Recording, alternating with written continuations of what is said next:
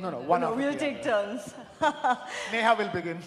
Thank you so much for that, Krishna. Ladies and gentlemen, we have in the house, of course, a woman who needs no introduction, one of the finest actors of our time, and clearly amongst the most fearless as well. Kangana Ranaut, welcome to the News 9 Global Summit. Great to have you. Thank you for a very generous and kind introduction, and lovely to be here, and looking forward to questions. We have lots of questions for you. If I could just begin by telling you, I personally absolutely loved you in Queen and Tanu Veds Manu, the movies with which you, in a sense, redefined the female protagonist in Indian cinema. But I want to ask you a question looking at the bigger global picture, since this is a global summit. There is no doubt, Kangana, that there is a lot of talent in this country. You are a shining example of that. Indian content, Indian cinema has gone global. Take, for instance, RRR making it to the Oscars. Yet, you know, if you look at Korean content, you'd think they've set a very successful template. Parasite winning, the Oscar for Best Picture. K-dramas are phenomenally popular globally. What, according to you, do we need to do to go global on that scale, in your view? You know, the films that you mentioned, whether it is Satyajit Ray's films, or it is RRR, or it is Slumdog Millionaire, these are the films, like Satyajit Ray said, that to be truly global, you have to be truly local. So I pretty much believe that we have to be very authentic. We have to make deeply rooted films about our cultures, our beliefs, our struggles, our current conflicts, our society. Just genuinely authentic films and material that would resonate with the world is what I think. So you're talking about genuinely rooted Indian content. And look at you. You've started out with the kind of films you did in the initial stages, difficult roles that young actresses usually don't take. You had done a Tamil film back then. Now you're back to doing Southern regional cinema. You've done 2 Tamil films in recent times. And, you know, in that sense, this session is called Creativity, World is My Oyster. India is Kangana's oyster, isn't it? She's doing everything from Hindi to Tamil. It truly is. You know, this country and the people of this country have given me wings, and they have given me so much love, you know, in every part of the country. I come from up north and I work in the south. I have done roles about Delhi girl, Haryana girl. I've also done Jhansi Ki Rani from central India. You know, I just feel that, you know, this country has given me so much, and that's why I feel deeply responsible to give back. And I've always been, you know, sort of more of a nationalist, and that image has even taken over my very glorious career as an actor. So that I do have that awareness that I'm deeply loved and appreciated. Just an add-on question just to that. What was it like playing the great Jayalalitha? In a language that's not your mother tongue. It's a movie, it's as a project, so much hard work is required. Difficult role, iconic person, speaking another language. What was it like for Kangana? Jayalalitha's character, Dr. J. Jayalalitha's character for me was very empowering, you know, and for me to even get to know people like MGR or Karunanidhi and the more regional politics and what icons they were like.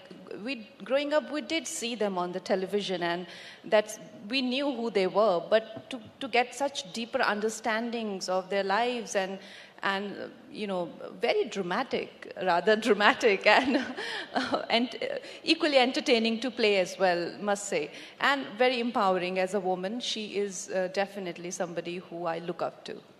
Kangana, you used a very interesting word there, nationalist cinema. You're right. You've come to be associated with that very strongly. You've become synonymous with that. But I'd like to ask you, since you've touched upon this, why did you feel that you identified with this genre of cinema? Do you believe that it got you branded as one belonging to a certain ideology? Did that in any way make life difficult for you? No.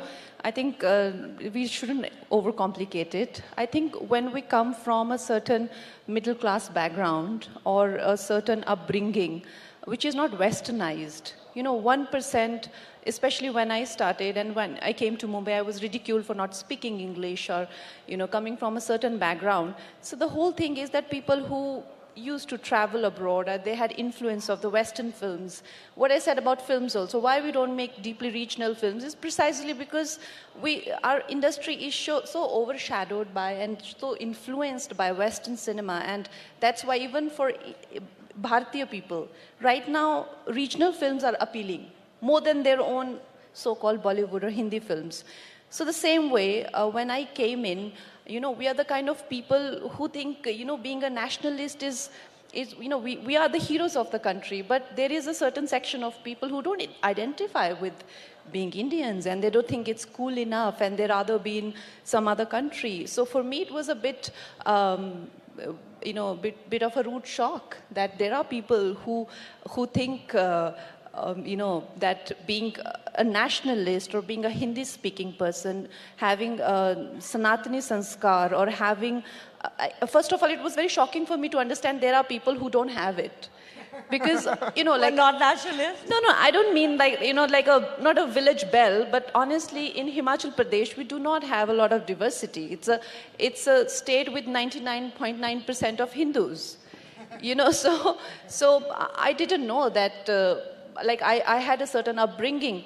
So the alignment with the uprise of a nationalist sentiment in the nation has been very natural and absolutely coincidental. It's not something that has been curated or has been put on, trust me. Okay, that's natural. But what about from acting in the kind of parts that you did, way ahead of your age at the time, the kind of parts? You shocked us with the fact that you could turn filmmaker just like that. And then you shocked us with the fact that you could become a film producer just like that. This evolution has been stunning to watch, Kangana. Thank you. It never happens like this. There's lots of hard work and lots of struggle that goes behind any milestone or any barrier that we break. But tell us, how did you... I did this because it felt like we just watched it and like, okay, Kangana director, Kangana film producer. But tell us that journey, that evolution of Kangana from that actress who's doing these complex parts to doing complex work in cinema. Well, I don't think I'm doing anything different. I'm just trying to catch up with the way our audiences are evolving. They are just rapidly evolving. And honestly, we're all just trying to catch up with them and engage with them and, just live up to the standards that they have. Like you said, today they have the options of all the platforms of world cinema and even YouTube, free entertainment, like genuine influencers, small films, big films, reels too. So I think we have a lot of pressure as people belonging to the entertainment industry. Right now, we live in a lot of pressure to be able to appeal to the audiences. So the response to pressure is that let me make that cinema that they are looking for. Let me myself make it. No. Look, I think no artist ever takes this approach that we can make something that they're looking for. The endeavor always is that, let me do my best. Let me go beyond what I can. That's precisely what I did with Emergency, where I directed, produced, and acted in it. Because I think it's just such a sensational, dramatic events that took place in our country, and nobody ever depicted them. And I just felt that it will be very exciting. Someone needed to tell the story, and you did. Kangana, I want to ask you this. I think one of the primary reasons why we say today that the world is an actor's oyster is because of the advent of OTT. It has democratized and revolutionized entertainment in many ways. Do you agree that it's opened up doors for actors like never before? That now you can reach a much wider audience, you can do far meatier roles as a woman, talent matters more here than camps do. ageism perhaps does not impact women as much now thanks to these platforms as it did earlier in traditional Hindi cinema slash Bollywood. Is that something you would agree with? You are portraying a very rosy picture of OTT, rather Just a question. optimistic. I would like to believe that because, like I said, I'm in the center of it. And honestly, it is not as rosy as it seems because it had a certain upsurge in the beginning of COVID time that everybody felt that this looks very promising. And then there was this great fall where I can, with a certain assurance, I can say that none of them are performing well. They are all running in losses. So basically, whenever a film did a blockbuster business, they had like footfall between 2 to 3 crore people. That was the footfall of the theater business. What they have managed to do is, unlike the Facebooks or the Reels or the YouTubes of the world, which have managed to tap into new audiences and new set of people, they have just divided these people into a very uncertain and, compartments. For example, every OTT has like 6 million or 8 million or 10 million. I'm not talking about the ones who have attracted the audiences from sports matches or things like that. I'm just talking about strictly that. So they're not able to cultivate new audiences, which is, I think, a big setback.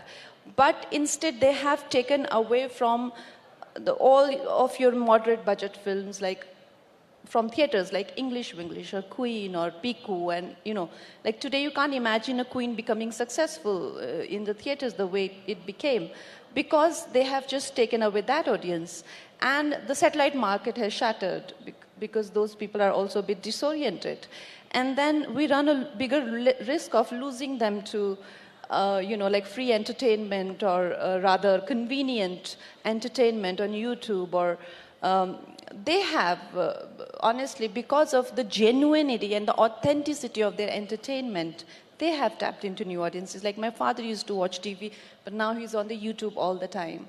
So is OTT a threat to Bollywood, or do you believe they're converging? I'm not sure, actually. I think it'll just kind of break even. It will neither make, in my understanding of it, because even as we speak today, a big OTT platform which was running in losses has been taken over by a business giant. As we speak, I don't know where this is headed though, because their budgets have slashed by half, and they're all running right now in kind of a panic mode. So let's see, we should give it a little bit more time. But having said that, theater business is on ventilators for sure. We have these really high budget films that are doing well. But the rapid releases that we used to have and that used to run the business of films, that is definitely has disappeared because of OTT. Right.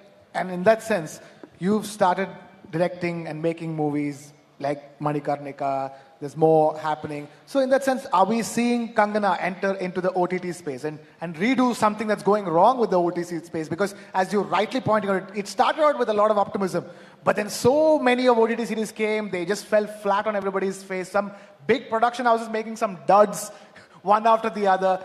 But so if the world is your oyster and creativity, the world is your oyster, what would you do to make content for OTT that is meant for the world right here in India?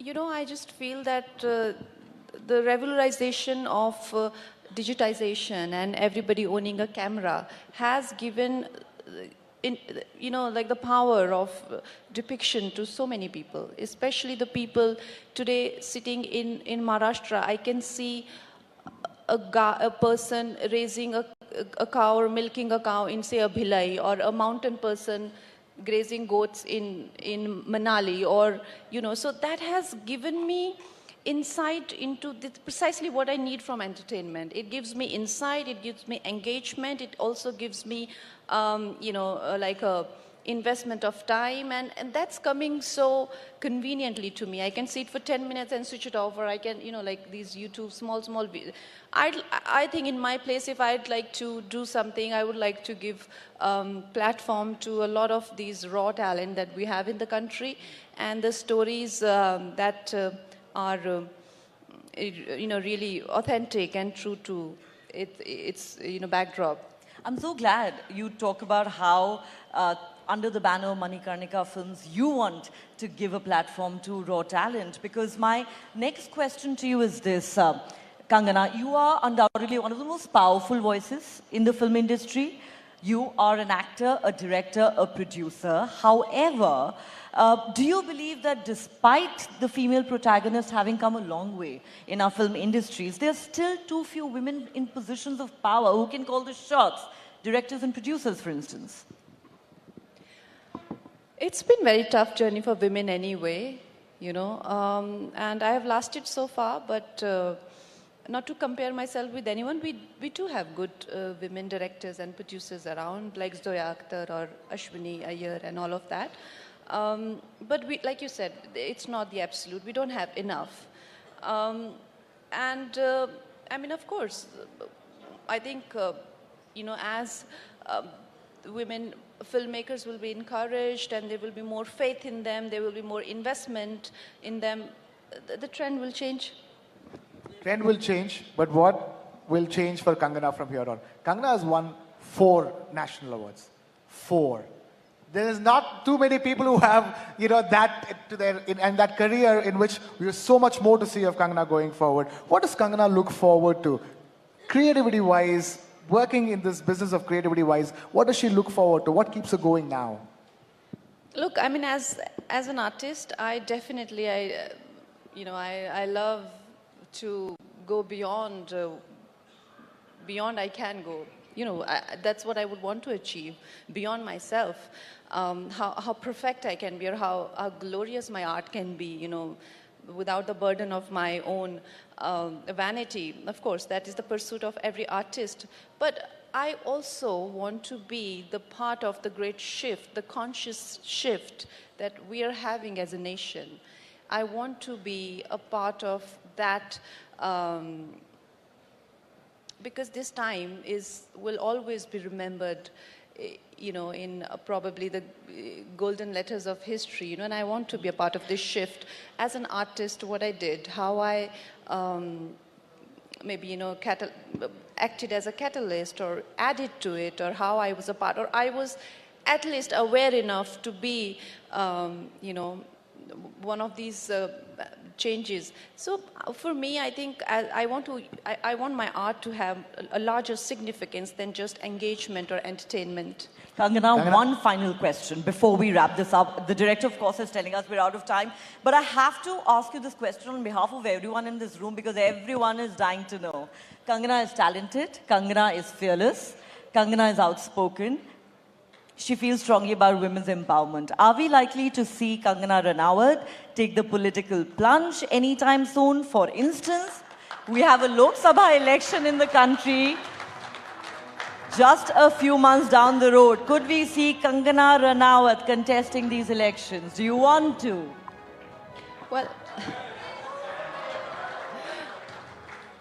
Well, honestly, you're a very smart woman, and it's not my place to announce whether I should be contesting or not. But do you want to? No, I mean, it has never kept me away from being a really aware person. I've done, I mean, more than anybody can do in any so-called seat or place for the country. I have literally fought from my film sets with the political parties. So that doesn't keep me away. It doesn't take me a seat or a ticket to do what I want to do as an individual for my country. But if I want to get into politics, I probably think this is the right time. This is the right time. Right there, ladies you and heard that gentlemen. right here at the News 9 Global Summit from Kangana. Kangana, thank you so much for taking Kangana, time out thank you. to be with us. Big round of applause, ladies and Ladies and gentlemen, the Matinee icon, Kangana Ranaut. Give it up. making also perhaps some political announcements here, Kangana, right before the Lok Sabha elections. I mean, this is the business of speculation. Nobody said anything, in complete black and white, but of course, some hints that are certainly dropped over there, ladies and gentlemen. Absolutely. And as we move on we shall. Yep. Ladies and gentlemen, esteemed guests, distinguished panelists, as we gather here today, we are talking about India's next big leap. We are confronted with a myriad of perspectives on India's economic landscape. Now, India has maintained its status as the fastest growing major economy, and the stakes have never been higher. That's absolutely right. With global inflation, the higher for a longer commentary from the US Fed, expectations of a soft landing, if not a hard recession in the US, and the growing distrust on China. India has never been better poised. The world today is indeed betting on India, ladies and gentlemen. Take a look.